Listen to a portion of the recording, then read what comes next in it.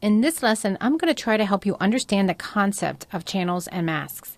Now, all I have open right now is the file from the last lesson, which is fine, but I did go up to Essentials, and I clicked on Essentials and selected the Essentials workspace to put everything back in order.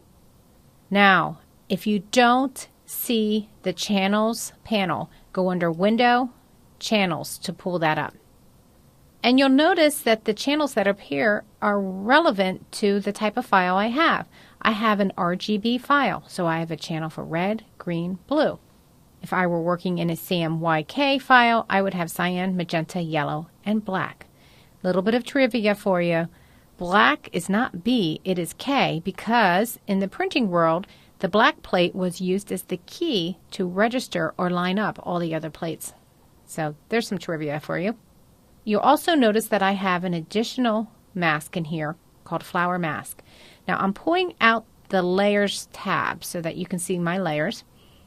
And you'll notice that that flower is a layer mask, and it's appearing over here in the Channels panel because I have that layer active.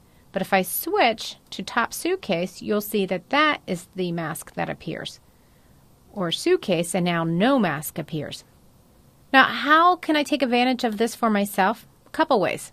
One is that you can easily reselect items by Control or Command clicking on them. So in other words, I can hold down my Control key and click on the red channel and select all the red in my image, or green, or blue. I can also hold down my Control key and click to reselect a layer mask because it is essentially a channel as well. I can also do something like this. I'm going to create a really quick polygon selection of the suitcase.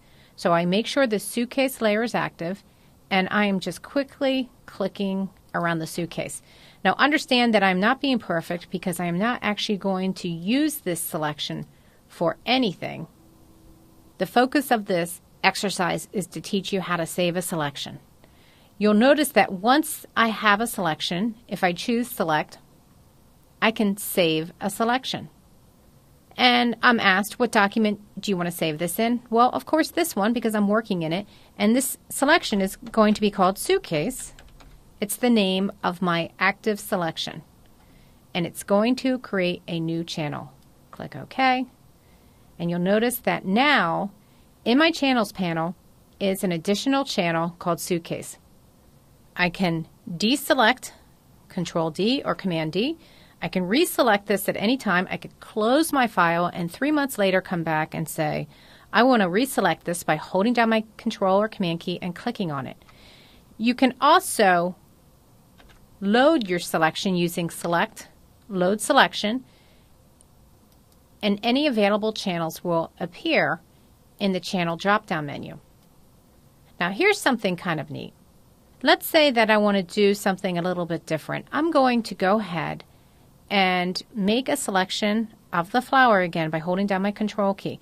Now if you remember, this mask is only on that particular layer, so it did not appear in our Channels window when we did not have that layer active. I want to save a new channel of that selection. So I have that selected. I choose Select, Save Selection, Flower, click OK. Now here's where you can get into some really fun things. First of all, I have two channels here. I'm going to deselect them. Hold down my Control or Command key and click on Suitcase, but then hold down my Control and Alt key or Command and Option key and subtract the flower from the other selection. So here's the point. Just like when you use selection tools and you use the Shift key to add to the selection and the Alt or Option key to delete from a selection, channels work the same way. You can hold down your Shift key and add a bunch of selections together into one main selection, or you can hold down your Alt or Option key and delete other selections from other channels, giving you the ability to build lots of separate channels to maybe build a really complex selection in the end. This would have been probably pretty hard to subtract this out of the selection. To show you this selection a little bit better, I'll just do a really simple adjustment. I'll go up to the top layer just by clicking on it.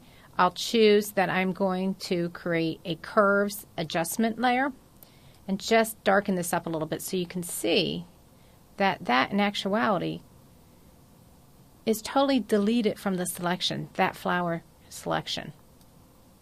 The point of this being, you can create, again, really complex selections, store them, save them.